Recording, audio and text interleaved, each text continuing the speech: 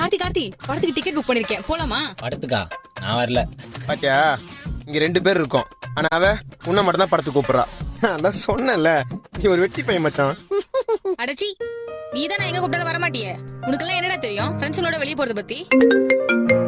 Hello Sandhya, ready ஆயிட்டியா? இது சந்தியாவா? இது வந்துடுறேன். படத்துக்கு நானும் வரலாமா? ஆமா, யாரு இது சந்தியா? அவ ஃப்ரெண்ட் ஆப்ல கிடைச்ச ஃப்ரெண்டு. ஃப்ரெண்ட் ஆப்பா? அப்படின்னா?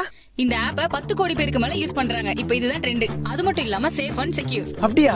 இந்த ஆப் மூலமா நிறைய ஃப்ரெண்ட்ஸ் கிடைப்பாங்க. அவங்க கூட வீடியோ கால், ஆடியோ கால், சேட்லாம் கூட பண்ணி பேசிக்கலாம். சூப்பர்.